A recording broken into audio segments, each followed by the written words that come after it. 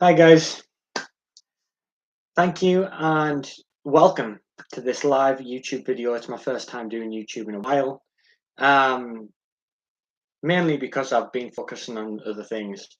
Um, Again, guys, the camera quality isn't that good, but I appreciate your time. And the reason I wanted to talk today about, in particular, recovery mesocycles is simply for the reason being that a lot of people don't understand necessarily what a mesocycle is, especially if you are not a fitness professional, unless you are in a club or, in particular, like, I don't know, a professional society or club. You will not know what a mesocycle is because you are not taught. You're not taught to train yourself for the year. It just doesn't happen. So today, um, I wanted in particular to talk to you guys about what a recovery mesocycle is and what it entails in terms of your sleep, your hydration, your nutrition, your prehab exercises. It's vast. So you probably notice that I have weights and shit in the background. Basically, my study is a weight room. It's where I store my weights, all my fitness equipment, like my resistance bands, which we'll be talking about in this video because I am basically using it as prehab in my recovery cycle right now. But anyway, guys, a recovery mesocycle, the mesocycle itself means fitness cycle, usually for months, usually for weeks or months at a time. That's what a mesocycle is. That's its entirety in its length. It's done in the strength and conditioning journal. It will mention stuff like periodization. Periodization is where you split, in particular in this context, what we're talking about is where you split into 4 different cycles: your recovery mesocycle, your base mesocycle, your build mesocycle, and your sport specific specialization mesocycle, which is your elite performance. In today's context, we're talking about recovery mesocycle. Now, your recovery mesocycle, according to Ross Edgley's book Blueprint, I'm going to give a massive shout out to that guy. He's one of my biggest inspirations in this field, in this context.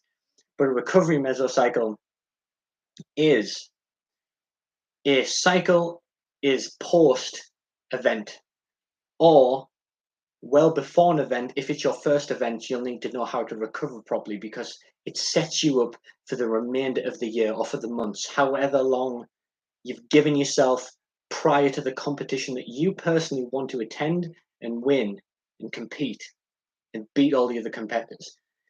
So your recovery mesocycle can be as long as you want, as long as it's needed for your body to recover.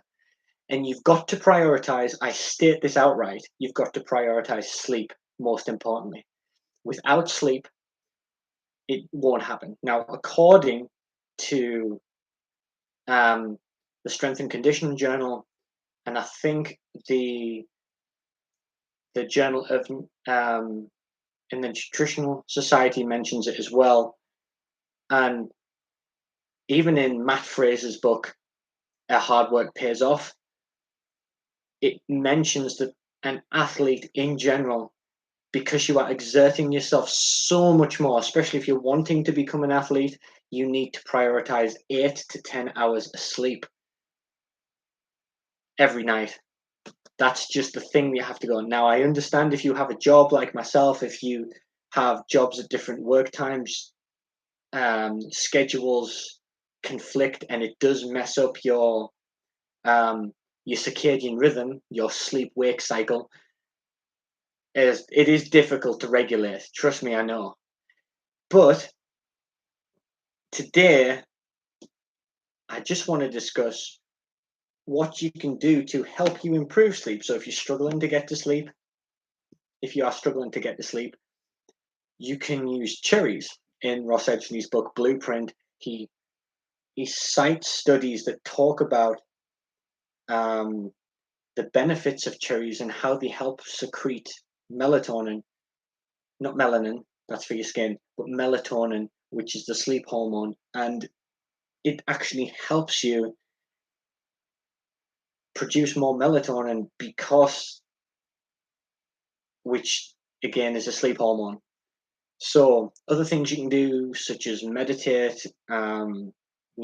I know the Bioneer himself talks about that a lot, but meditation's a great tool if you do it correctly, like a body scan meditation, deep breathing, and just focus on your breath and relax. It does help you wind down right before bed, especially in a darkened room. Get black curtains all the way across. You can literally um, talk about this. Talk about it. You can literally um, you can you can use meditation and consuming things like cherries, kiwis, bananas, eggs before bed. If you're with a partner like I am who can't stand the smell of eggs, then just stick to kiwis, bananas, cherries, things like that. In particular, cherries help produce melatonin. Hydration's a massive one.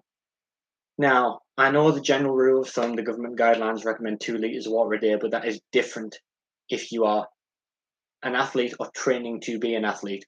It's very, very different if you're training to compete. Um, Everyone who is competing or training to compete who knows about this will tell you you must be hydrating at least, I'd say, 3 liters a day minimum, because you're training, even especially in your recovery days. Some people like to slack off in terms of their recovery, in terms of their hydration, when they're not. They're thinking because they're off that they don't need to hydrate. Wrong. You are using so much water at night, your brain uses so much water at night, that you actually need to hydrate at least 500 to 1,000 mil on a morning, just to rehydrate the brain so you can help yourself wake up. So hydration, sleep, massive ones. Hydration, just like sleep, will help the homeostasis, will help your body regulate itself in general homeostasis, which is just the general maintenance of the body. Your body needs water to circulate nutrients. It also needs it to help you digest food. This is a massive component, and if you are not hydrating enough, you will set yourself back in your recovery mesocycle. Another thing that is nutrition. Nutrition has gotten massive, massive light, in the sense that it's a very controversial topic, depending on which nutrients, such as protein, fats, cholesterol, calcium, vitamin D, selenium, all of these different things, carbohydrates. They've all been controversial topics of discussion, especially in Tim Noakes' lectures, Nina Tice Schultz's book, Are Carbs Fats, I think done by Helen and Rose. Forgive me if I forget their second names, but that is also a great book to read, Are Carbs Fats. So Dr. Gabrielle Lyon and all these other people talk about it. But you need Dr. Gabrielle Lyon, I'm going to use her as a specific example. The body needs massive amounts of protein, whey or animal in particular. Okay? Simply because the ratio of amino acids in animal protein and whey protein is different than in plant protein. There are some vegans that you hear about, some vegetarians that you hear about, who have done absolutely an amazing job at supplementing and replacing those, and those are the guys that, Superman, Superwoman, because they've realized that they're deficient and they supplement, and then they become like these crazy super athletes. But the in particular animal and whey protein, you need a minimum of 30 grams per meal consistently for 3 meals minimum throughout the day to have mTOR, muscle turnover, and for your protein to actually make more proteins. This isn't just important for muscle recovery, but also for your immune system, because especially later in your base in particular your build and your peak mesocycles, when you get more sport specific, you actually need a ton of nutrition, protein in particular, to actually help your immune system, to give it that boost. You actually need to increase it, because your body is breaking down, and especially during competition, you're going to need to have that nutrition in your system so your immune system doesn't break down. This is things with the amount of carbs, obviously. In spoon fed, Tim Spector talks about how everybody's different. Yes, they are. You need, some people go off better of having an increased amount of carbs, others more protein than 30 grams, others might do better off fats, and might prefer, or might be used to ketosis, where you use fats to break down stuff. So all of these different things can be taken into account for you to tailor your program. And in particular, I want to talk about micronutrients, because stuff like calcium, phosphorus, magnesium, all of these things are not just electrolytes, but a nutrition that you need to help you recover. It's like breathing, it's like water, it's like food. If you don't get them every day in some way, shape, or form or another, you are going to break down eventually. And especially in competition, when you're training for competition, you're going to need them in massive amounts, more so than the average couch potato. So you are going to need massive amounts of this, so your body doesn't break down, so you can help you with your energy replenishment and your recovery and your prehab. And which leads me into the next point, your prehab and rehab exercises that you need. Now, I personally love foam rolling, resistance bands, and in particular shoulder prehab. Now, you may have seen this in the thumbnail. It's a drawing of the swimming out of the book that I have coming out within the next few months. It is basically, today I wanted to use that to help you illustrate help me illustrate to you guys how much shoulder damage can be done, because I myself have competed in the Great North Swim, June gone, and I loved it. I wasn't training to win. Due to certain personal circumstances, I couldn't train to win, but I could do my best that I possibly could. And I loved every single moment of it.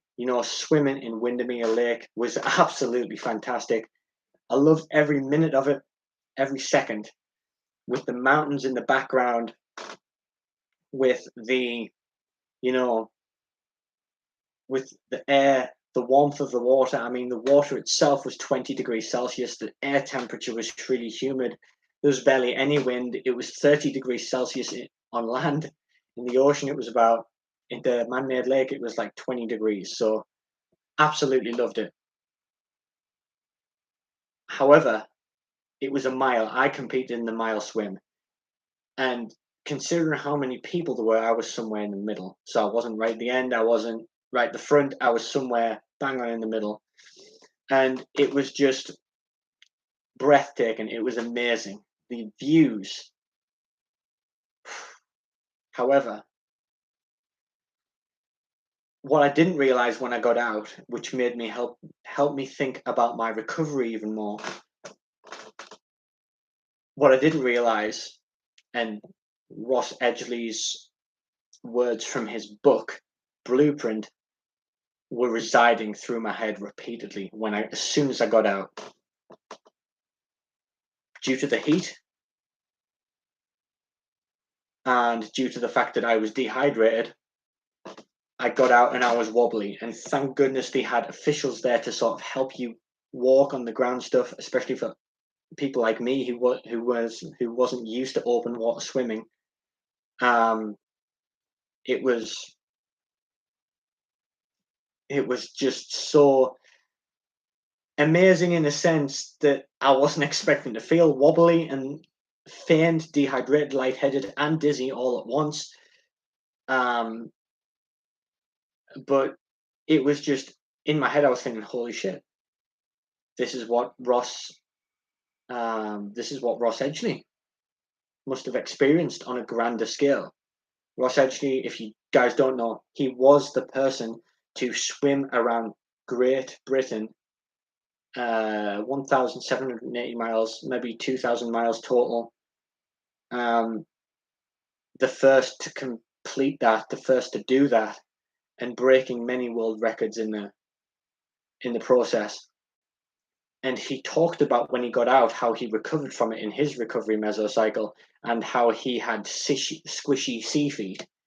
And that in particular, that line was going through my head because I was like really wobbly, my legs felt weak, buoyant. Swimming in a man-made lake, even a man-made lake, is completely different to swimming in a pool.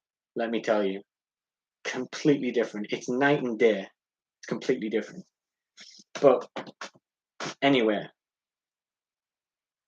it made me think why he talked about doing barefoot runs and weighted barefoot runs, because what you have to take into consideration is to develop proprioception, which is stuff like your body in space, a kinesthetic chain, and other things, but mainly to condition your feet to strengthen them. And I was doing barefoot running not that long ago. Not that long ago, and it does help in the long term. It does help you strengthen the tissue, the fasciae underneath your feet. It does help you do that.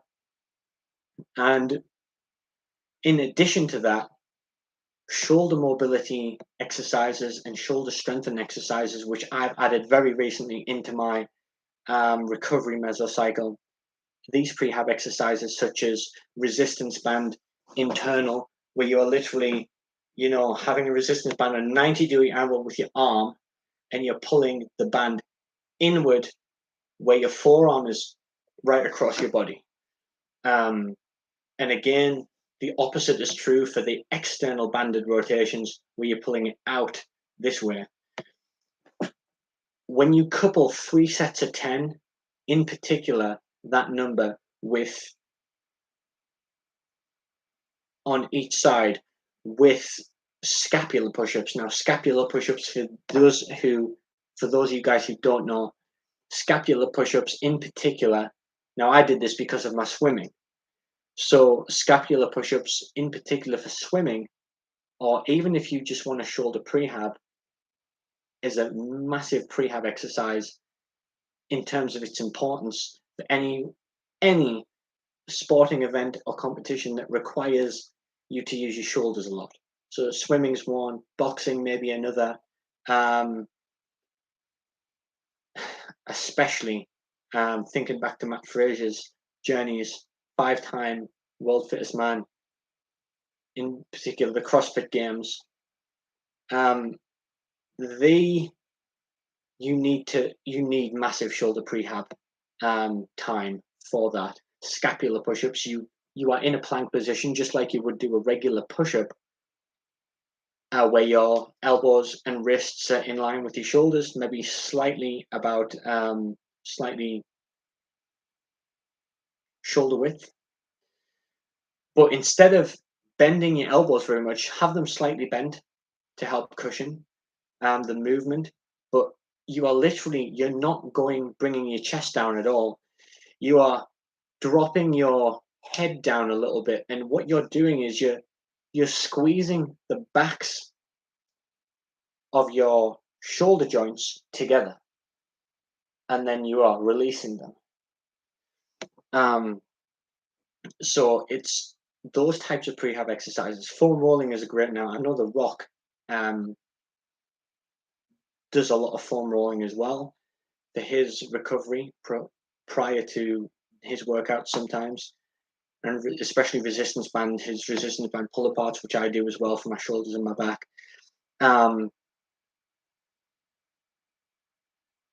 So sometimes it's best to do that, and especially I'd argue that it's probably best to do it.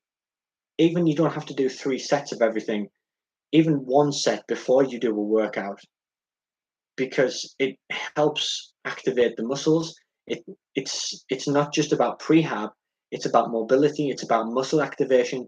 It's about activating the joints so the synovial fluid can get through. I don't know why I did that. But foam rolling, I usually do 10 reps of foam rolling on my calves, my hamstrings, my glutes, my T-band.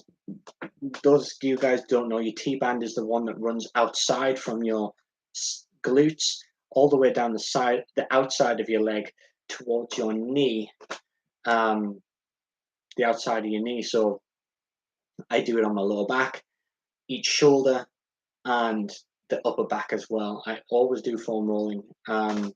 It's an amazing tool.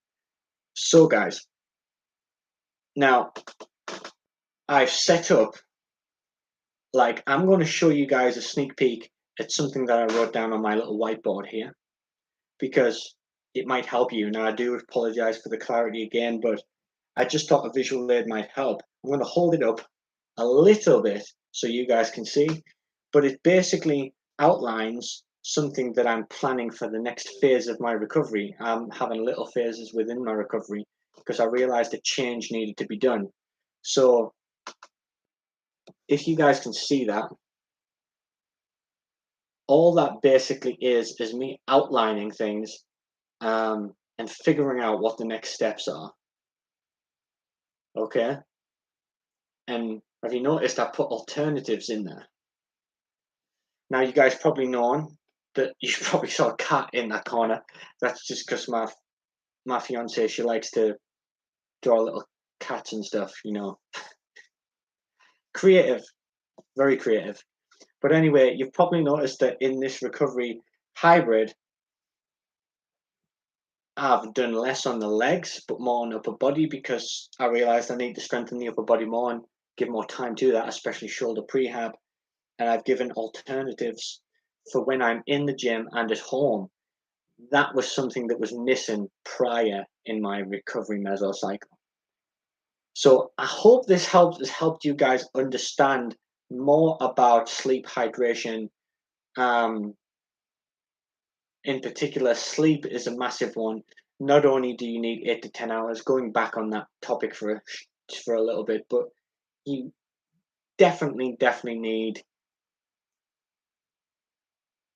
even 7 to 9 hours sleep minimum, because it helps you rejuvenate the cells of the body. After training, your body is in a catabolic state, which means it breaks down. It's not an anabolic.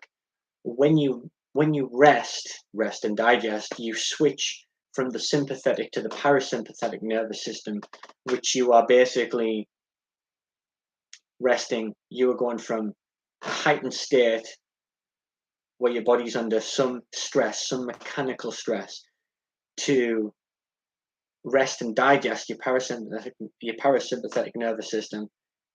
So only when you are resting and digesting, you are in an anabolic state. Your muscles are recovering. Now, this goes for anyone, males, females, dogs, cats, monkeys and gorillas and lions and tigers and bears. Every species on the planet needs rest at some point, and especially sleep, because it helps you reset the body clock. And now, an interesting fact is that your sleep wake cycle is actually longer than 24 hours. I think it's 1 to 2 hours longer. But before then, the body has this amazing ability to reset itself. Maybe I'll go into more detail about that in a later video, but for now, I'll leave it there. Guys, thank you so much for watching. I hope this has helped. I hope the cat has taught you guys something about how to lay out a microcycle that, by the way, is a microcycle. Your microcycles are something that you can follow for a week, 2 weeks, 3 weeks, 4 weeks, whatever, within the mesocycle. In a later video as well, I will definitely go into a base mesocycle, build and peak. Thank you so much, guys, for watching. I hope you liked this video. If you loved this video, if you liked it, please drop a comment. Please, and if you want to know more, please sign up to my newsletter. It's free. It's a free service that I provide for you guys. Just basically, it's free knowledge that I give out. Please join the 20 others that are on the list, and I'll happily send you a welcome letter, and we'll get the ball rolling. Thanks so much. And also, before I go, the link to the newsletter will be in the description below, just so you guys are aware. Thank you so much, guys, for watching, and I will see you next time. Bye for now.